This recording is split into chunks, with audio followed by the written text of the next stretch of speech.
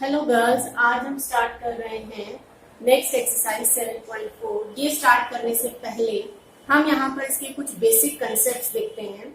सबसे पहले हमारे पास टर्म है linear programming problem. Linear programming problem किसको कहते हैं? आगे हमारे पास जो क्वेश्चंस आएंगे वो कुछ इस टाइप से आएंगे। अब इन क्वेश्चंस पे अगर हम ध्यान दें और इसका ये पार्ट अगर मैं सिर्फ देखूं, x minus y greater than equals to 0 minus x plus y greater than equals to 0, x is greater than equals to 0, y is greater than equals to 0, इस टाइप के क्वेश्चंस आपने 7.2 में सॉल्व किए हैं। और इसमें क्या है, आपके पास दो इक्वेशंस हैं और ये कंडीशन दी हुई है जो कि आपको रीजन या फिजिबल रीजन बताने में, ग्राफिकल रीजन बताने में हेल्प करती है। अब यहाँ पे लीनियर प्रोग्रामिंग प्रॉब्लम का यूज क्यों हुआ? सबसे पहले तो इसकी जरूरत क्यों पड़ी हमको और कैसे यूज होता है इसका अलग अलग जगह पे, वो देखते हैं सबसे पहले। उसके बाद हम इन टर्म्स पे आते हैं। लीनियर प्रोग्रामिंग प्रॉब्लम का जो डेवलपमेंट हुआ था या जो उसका इनिशियल हुआ था वो सेकेंड वर्ल्ड वॉर में हुआ था। क्यों? क्योंकि सेकेंड वर्ल्ड वॉर में क्या था कि रिसोर्सेज बहुत कम थे और उनका यूज बहुत अलग अलग जगह पे करना था। कम रिसोर्सेज का यूज करते हुए कैसे अपने बिजनेस को आगे बढ़ाएं और उसको हम प्रॉफिट को मैक्सिमाइज करें, ये पता करने के लिए एक नई टेक्निक का यूज हुआ, एक नई टेक्निक डेवलप की गई, उसको कहा गया लीनियर प्रोग्रामिंग प्रॉब्लम। अब अगर किसी भी मैन्युफैक्चरर के पास बहुत कम रिसोर्सेज है लेकिन उसको प्रॉफिट क्या चाहिए? मैक्सिमम प्रॉफिट चाहिए, तो वो कैसे निकालेगा कि वो प्रॉफिट उसको मैक्सिमम कैसे मिले? इसके लिए वो लीनियर प्रोग्रामिंग प्रॉब्लम का यूज करेगा। या जैसे कोई डाइटिशियन है, डाइटिशियन के पास एक पेशेंट आता है, पेशेंट को उसे बहुत अच्छी विटामिन देने हैं और लेकिन यूज जो है, कॉस्ट जो है वो बहुत कम होनी चाहिए, मिनिमम कॉस्ट के साथ उसको विटामिन एंड कैलोरीज देनी है, तो वो किसका यूज करेगा? वो लीनियर प्रोग्रामिंग प्रॉब्लम का यूज करेगा। अब इसका यूज कैसे किया जाता है और इसमें कौन कौन सी टर्म्स इन्वॉल्व होती हैं वो समझते हैं पहले। जिस भी टर्म को मैक्सिमाइज या मिनिमाइज करना है, जैसे मैं प्रॉफिट ले रही हूं तो प्रॉफिट को मैक्सिमाइज फाइंड करूंगी, तो जिस भी टर्म को मैक्सिमाइज करना है वो कहलाता है आपका ऑब्जेक्टिव फंक्शन। जैसे कॉस्ट है, कॉस्ट को मिनिमाइज करना है तो वो क्या कहलाएगा? मेरा objective function. Cost is an objective function. ऐसे ही यहाँ पे अगर प्रॉफिट है, प्रॉफिट को क्या करना है? मैक्सिमाइज, तो यहाँ पे मैक्सिमाइज भी हो सकता है और मिनिमाइज भी हो सकता है। मतलब हम ऑब्जेक्टिव फंक्शन को मैक्सिमाइज भी कर सकते हैं, मिनिमाइज भी कर सकते हैं। तो ये फंक्शन जो है ये कहलाता है मेरा ऑब्जेक्टिव फंक्शन। आगे आते हैं हम, ये जो आपको दिख रही है इन इक्वेशंस, ये सारी कहलाती है कॉन्स्टेंट्स। क्या कहलाती है? कॉन्स्टेंट्स कहलाती है। इसमें भी जो ये आपको लास्ट वाली दो इक्वेशन दिख रही है, x is greater than equals to 0, y is greater than equals to 0, ये क्या बता रही है कि x या तो पॉजिटिव हो सकता है या 0 और y भी या तो पॉजिटिव टर्म होगी कोई या 0, नॉन नेगेटिव, मतलब ये नेगेटिव नहीं हो सकते हैं, ये आपको गिवन है। तो ये कहलाते हैं आपके नॉन नेगेटिव कॉन्स्टेंट्स। क्या कहलाते हैं? नॉन नेगेटिव, मतलब ये नेगेटिव नहीं हो सकते, पॉजिटिव होंगे या फिर 0 होंगे, नॉन नेगेटिव कॉन्स्टेंट कहलाते हैं। उसके बाद आते हैं हम, ये जो x और y दिख रहे हैं आपको यहाँ पे इन इक्वेशंस में या आपके z में, ऑब्जेक्टिव फंक्शन में, ये कहलाते हैं आपके डिसीजन वेरिएबल, क्योंकि इसी से सब कुछ डिसाइड होने वाला है। इसी से पता चलेगा कि आपको प्रॉफिट मैक्सिमम होगा या मिनिमम होगा। ये डिसीजन वेरिएबल्स कहलाते हैं आपके। आगे आते हैं, ये सारी चार टर्म्स हैं मेन जो आपको एलपीपी में यूज होती है।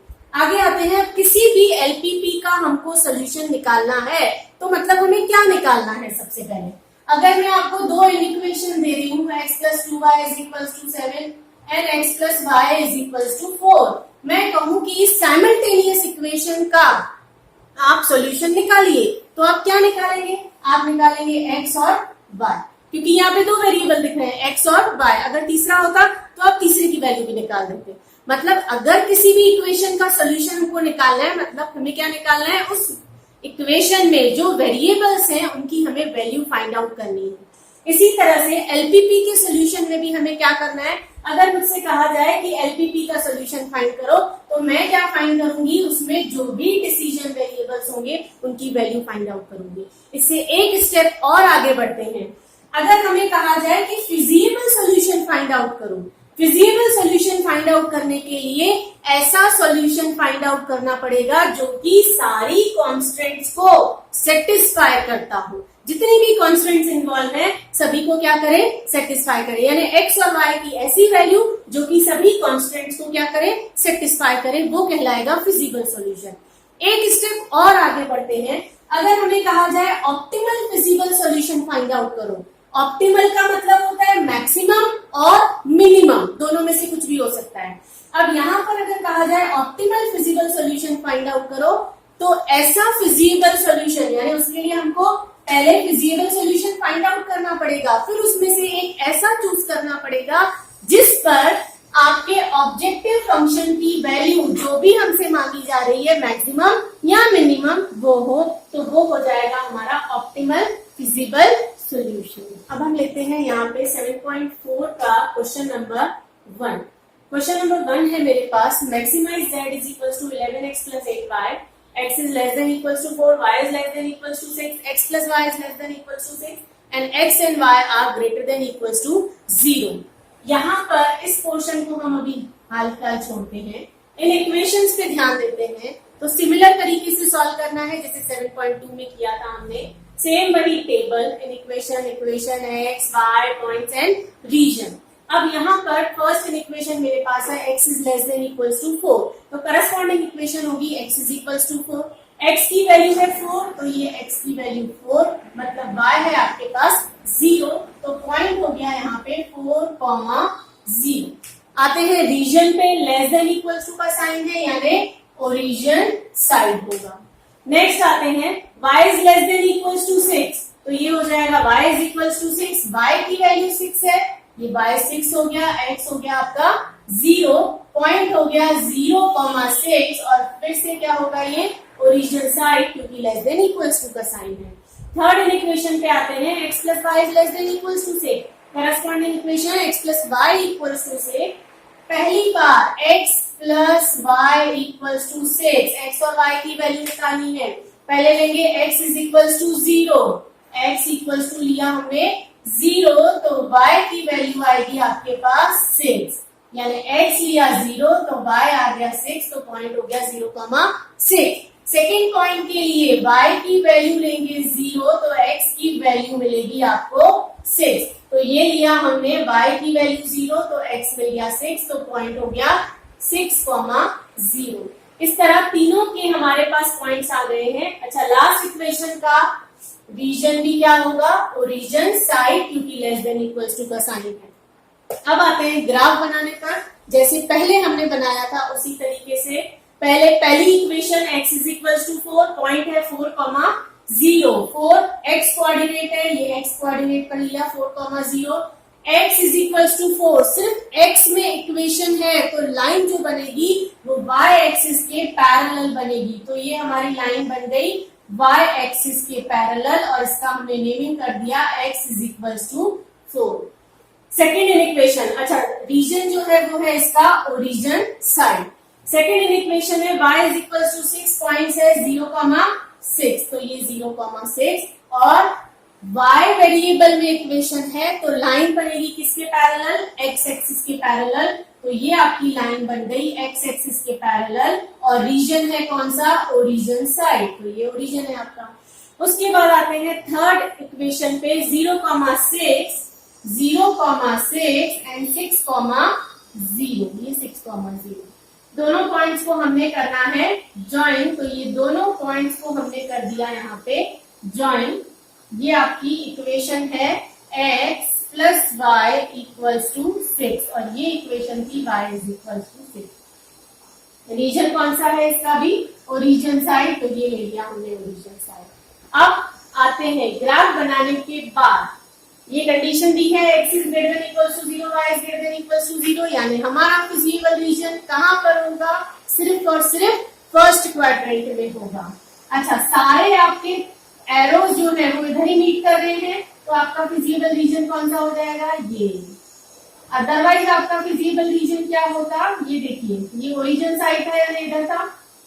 अदरवाइज अगर वो कंडीशन नहीं होती तो आप इस पूरे को ही शेडेड कर देते थे, लेकिन क्योंकि x is greater than equals to 0, y is greater than equals to 0 given है, तो इसीलिए हमारा फिजिबल रीजन सिर्फ और सिर्फ फर्स्ट क्वाड्रेंट में होगा।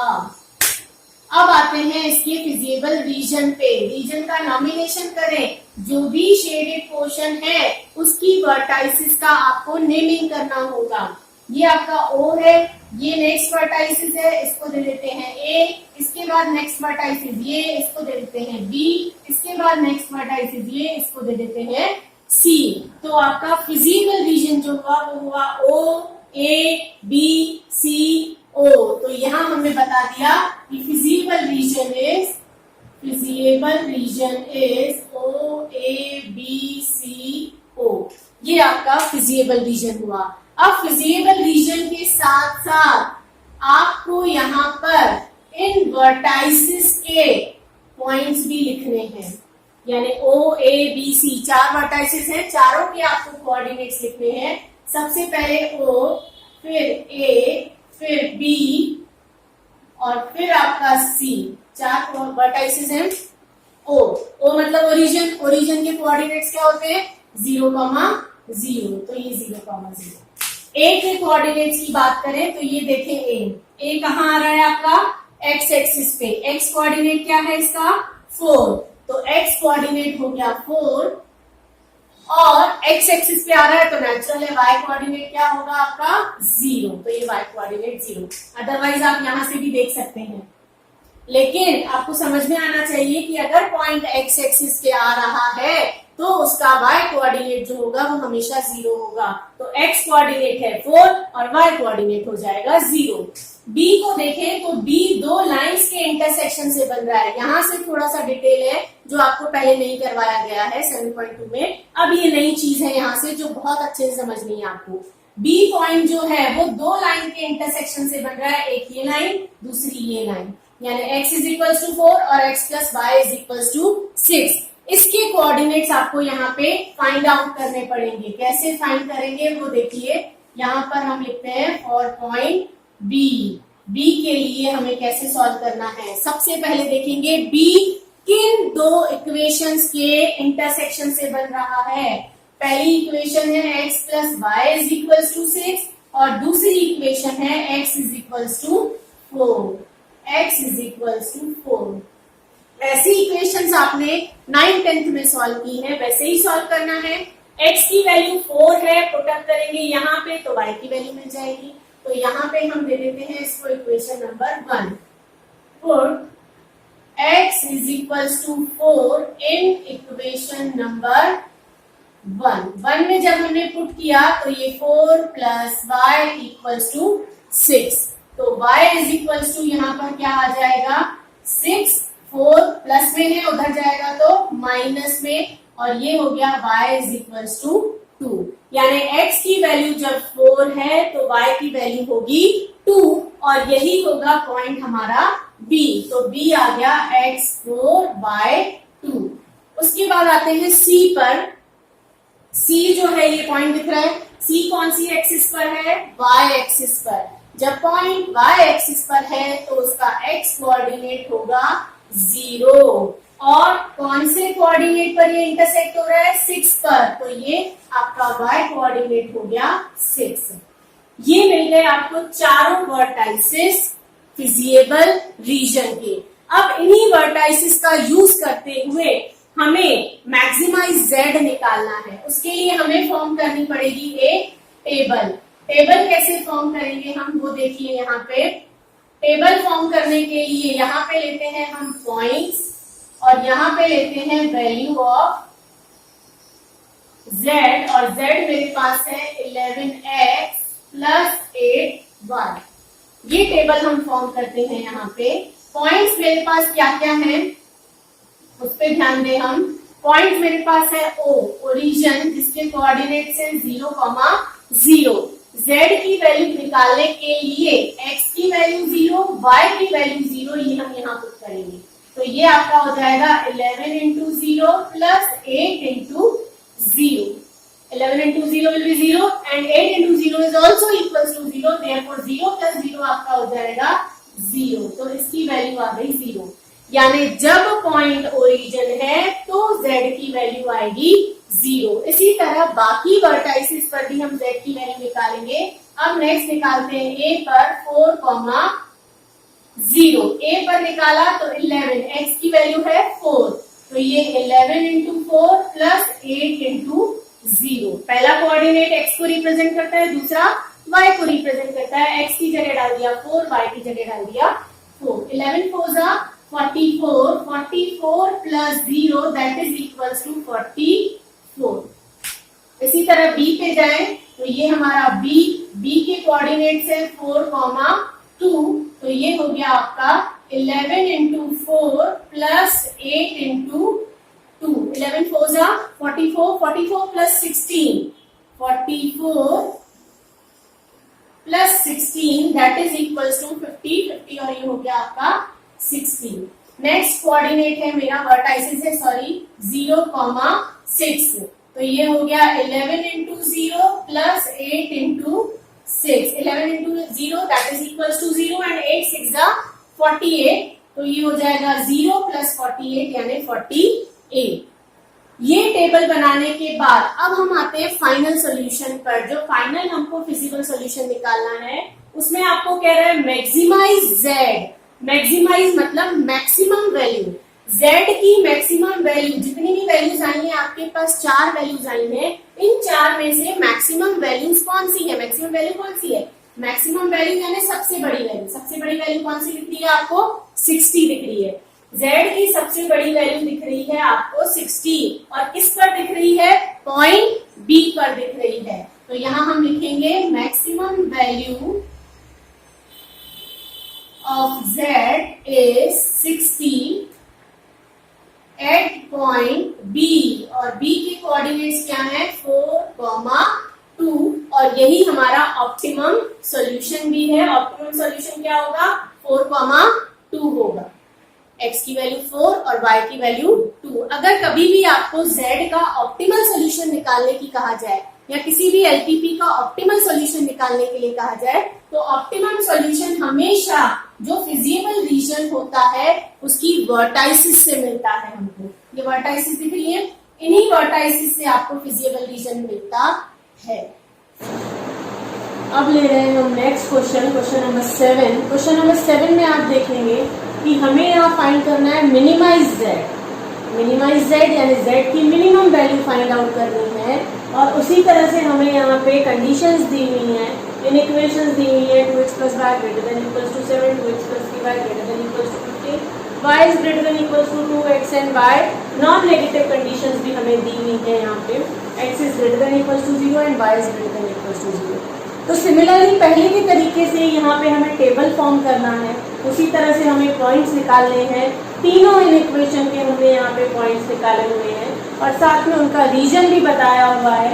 ग्रेटर देन इक्वल्स टू का साइन आ रहा है, मतलब रीजन होगा नॉन ओरिजिन साइड, और तीनों में ग्रेटर देन इक्वल्स टू का साइन है, तो तीनों में नॉन ओरिजिन साइड ही रीजन रहेगा। उसके बाद हमें बनाना है इसका ग्राफ। ये हमने यहाँ पे ग्राफ फॉर्म किया हुआ है, जिसमें तीनों इक्वेशंस हमने शो की हुई है। यहाँ पे ग्राफ बनाने के बाद अब बारी आती है इसका शेडेड पोर्शन देखने की। तो शेडेड पोर्शन अगर हम देखें तो सबसे पहले इनके रीजन की बात करें। इस इक्वेशन का रीजन है नॉन ओरिजिन साइड, इस इक्वेशन का रीजन भी नॉन ओरिजिन साइड, और इस इक्वेशन का रीजन भी नॉन ओरिजिन साइड। तीनों का नॉन ओरिजिन साइड रीजन है, मतलब अवे फ्रॉम ओरिजिन। हमने ये शो कर दिया यहाँ पे। शो करने के बाद अब हम इसका शेडेड पोर्शन देखें। सारे एरोज इधर हैं, तो शेडेड पोर्शन भी यहाँ पर होगा कुछ इस तरीके से, ये शेडेड पोर्शन होगा। लेकिन यहाँ पर एक कंडीशन दी हुई है, x is greater than equals to 0, y is greater than equals to 0। उसके हिसाब से शेडेड पोर्शन सिर्फ और सिर्फ फर्स्ट क्वाड्रेंट में होता है, तो इसका मतलब ये शेडेड पोर्शन हमारा सेकेंड क्वाड्रेंट में है, जो कि यहाँ पर नहीं हो सकता। हमारा शेडेड पोर्शन सिर्फ और सिर्फ कहाँ होगा? फर्स्ट क्वाड्रेंट में होगा, इसलिए फर्स्ट क्वाड्रेंट। अब हम देखते हैं यहाँ पे जो हमारा शेडेड पोर्शन है उसकी वर्टाइसिस को। यहाँ से आते हैं हम, ये फर्स्ट वर्टाइसिस को हमने नेमिंग दे दिया A। यहाँ आते हैं ये सेकेंड वर्टाइसिस को नेम दिया B, यहाँ आते हैं थर्ड और आई थिंक इसको नेमिंग दे दिया हमने सी। तो हमारा ग्राफिकल सॉल्यूशन जो हुआ या फिजिबल रीजन जो हुआ वो ये हुआ ए बी सी, ये हमारा फिजिबल रीजन हो गया। फिजिबल रीजन आने के बाद हम यहाँ पे ए बी सी तीनों के निकाले पॉइंट्स। तो सबसे पहले ए की बात करें तो ए के पॉइंट्स निकालने के लिए ए हम देखेंगे कौन कौन सी दो लाइंस का इंटरसेक्शन है। ए पॉइंट जो है वो एक ये line y is equals to 2 और एक ये line 2x plus 3y is equals to 15, इन दोनों का इंटरसेक्शन है। तो यहाँ पे ये दोनों इक्वेशंस हम लिख देंगे 2x plus 3y is equals to 15 and y is equals to 2। इसको दे दिया मैंने इक्वेशन नंबर 1। दोनों को सॉल्व करना है। सॉल्व करने पर हमारे पास वैल्यूज आएंगी x और y की, वही वैल्यूज हमारे पॉइंट ए के कोऑर्डिनेट्स होंगी। तो यहाँ पर y इज इक्वल्स टू 2 है, ये वैल्यू पुट कर देते हैं इक्वेशन नंबर 1 में। तो यहाँ पर हो जाएगा from equation 1 2x plus 3y की जगह हम पुट करेंगे 2 इक्वल्स टू हो गया हमारे पास 15। तो 2x plus 6 is equals to 15। तो 2x is equals to 15 minus 6 and 2x is equals to 9, therefore x is equals to 9 upon 2, that is equals to 4.5। यानी इन दोनों इक्वेशंस को सॉल्व करने पर x की वैल्यू मिली 4.5 और y है हमारे पास 2, यही कोऑर्डिनेट्स होंगे पॉइंट A के 4.5, 2। आगे बढ़ते हैं पॉइंट B पर। देखिए B किन दो लाइंस का इंटरसेक्शन है या किसी एक्सिस पे लाई कर रहा है। B जो है वो इंटरसेक्शन है इस लाइन का, वो है 2x plus y is equals to 7।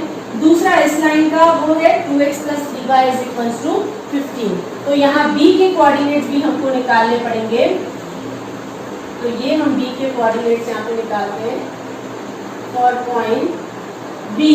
B के कोऑर्डिनेट्स के लिए हमारे पास इक्वेशन थी 2x plus 3y is equals to 15 and 2x plus y is equals to 7।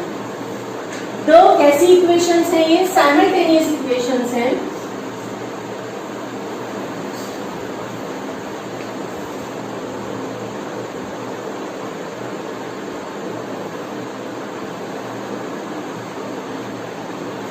और पॉइंट B के लिए मेरे पास दो लाइन थी 2x plus 3y is equals to 15 and 2x plus y is equals to 7।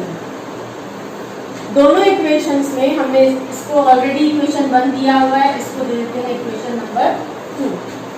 दोनों साइमल्टेनियस इक्वेशंस दिख रही है जो हमने 9th और 10th में सॉल्व की हैं। इनको कैसे सॉल्व करते हैं? किसी भी एक वेरिएबल का कोफिशिएंट हम सेम बनाते हैं। हो सकता है कहीं कहीं पर आपको सेम दिया भी हुआ हो, जैसे कि यहाँ पर x का कोफिशिएंट आपको यहाँ पे सेम दिया हुआ है।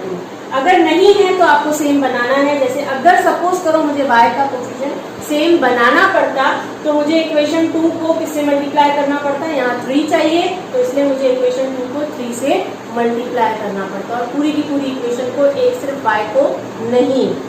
अब यहाँ पे ऑलरेडी जब x का कोफिशिएंट सेम है तो हमें क्या देखना है? इन दोनों का साइन। x का दोनों जगह साइन क्या है? सेम है। अगर दोनों जगह साइन सेम है मतलब दोनों इक्वेशंस में x के सामने सेम साइन दिया हुआ है प्लस साइन, तो हमें क्या करना है? इक्वेशन 1 में से इक्वेशन 2 को करना है सब्ट्रैक्ट। और जब भी हम सब्ट्रैक्शन करते हैं इक्वेशंस का तो हमें पता है कि सेकेंड इक्वेशन के साइन हो जाते हैं सारे चेंज, तो इसीलिए यहाँ पे सेकेंड इक्वेशन के साइन हो जाएंगे change, minus minus and minus. पूरी इक्वेशन में हर एक एलिमेंट के साइन हो जाएंगे चेंज। ये 2x से 2x आपका हो गया कैंसिल, ये 3y माइनस y हो जाएगा आपका 2y, और ये आपका हो गया 15 minus 7 that is equals to 8। तो आपके पास आ गया यहाँ पे 2y is equals to 8। 2y is equals to 8 आने के बाद यहाँ पे y की वैल्यू क्या आ गई आपके पास? 8/2 दैट इज इक्वल्स टू 4। ये आ गई y की वैल्यू। y की वैल्यू आने के बाद अब हमें निकालनी है किसकी वैल्यू? x की वैल्यू। और x की वैल्यू हमें निकालने के लिए क्या करना पड़ेगा? ये y की वैल्यू इक्वेशन 1 या 2 किसी भी एक में सब्स्टिट्यूट करनी पड़ेगी। मैं पुट करती हूँ इक्वेशन 2 में, तो यहाँ पे मैंने लिया फ्रॉम इक्वेशन 2 में मैं y की वैल्यू पुट कर देती हूँ 4, तो ये हो जाएगा 2x plus 4 is equals to 7। ये 2x plus y equals to 7 था, y की जगह हमने डाल दिया 4, तो ये हो गया आपके पास 2x is equals to 7 minus 4, 2x is equals to 3, x is equals to 3 upon 2 that is equals to 1.5। इस तरह हमने B पॉइंट के कोऑर्डिनेट्स भी निकाले। अब B पॉइंट्स के कोऑर्डिनेट क्या हुए, x कोऑर्डिनेट होगा 1.5 एंड y कोऑर्डिनेट होगा 4। अब आते हैं C पर। C देखें, पॉइंट C यहाँ पर है, ये आपका पॉइंट C है। पॉइंट C y एक्सिस पे है। अगर पॉइंट y एक्सिस पे है तो उसका x कोऑर्डिनेट होता है 0। y कोऑर्डिनेट की बात करें तो पॉइंट C कहाँ बन रहा है, 7 पर, तो y कोऑर्डिनेट इसका हो जाएगा 7। तो इस तरह से हमारे पास तीनों पॉइंट्स के कोऑर्डिनेट्स आ चुके हैं। अब हमें क्या करना है, z की वैल्यू निकालनी है इन तीनों पॉइंट्स पर, और उसमें से जो मिनिमम वैल्यू होगी वही हमारा आंसर। अब पॉइंट्स निकालने के बाद हमें निकालनी है z की वैल्यू, तो हमें बनाना है टेबल। टेबल में हम पहले लेते हैं पॉइंट्स और उसके बाद हम निकालते हैं वैल्यू ऑफ z। सबसे पहले a पॉइंट लेते हैं। a है हमारे पास 4.5, 2, यानी x की वैल्यू 2, y की वैल्यू 4.5 एंड y की वैल्यू 2। z है हमारे पास 8x प्लस 10y, तो ये x की जगह हम लिख देते हैं 4.5 और y की जगह हम पुटअप कर देते हैं 2। सॉल्व कर लेते हैं इसको। 8 इंटू 4.5 36, 4.5 मल्टीप्लाइड बाय 8, 8 5 40, 32 प्लस 4 36, तो ये आ गया आपके पास 36 प्लस 10 इंटू 2 हो गया आपके पास 20, तो टोटल आंसर आ गया आपके पास 56। इसी तरह से B पॉइंट पर निकालते हैं, तो 8 into 1.5 plus 10 into 4, 1.5 multiplied by 8, 48 1 जा 8, 12, तो ये आ गया आपके पास 12 plus 40 that is equals to 52। आगे बढ़े तो z की वैल्यू निकालें C पर, तो 8 इंटू x की वैल्यू है 0 और y की वैल्यू है 7, तो ये हो जाएगा आपके पास 0 plus 70 that is equals to 70। z की ये वैल्यूज निकालने के बाद अब हमें यहाँ पर देखना है कि हमें z को मिनिमाइज करना है या मैक्सिमाइज करना है। यहाँ दिया है मिनिमाइज z, यानी हमें z की मिनिमम वैल्यू चाहिए, सबसे छोटी वैल्यू चाहिए। सबसे छोटी वैल्यू हमें क्या दिख रही है, 52। 52 किस पर है, पॉइंट B पर, तो यहाँ पे हम लिखेंगे therefore minimum value of z is 52 at point B, और B के कोऑर्डिनेट भी बता देते हैं 1.5, 4। इसी तरह से आपको 7.4 पूरी सॉल्व करनी है सिमिलर तरीके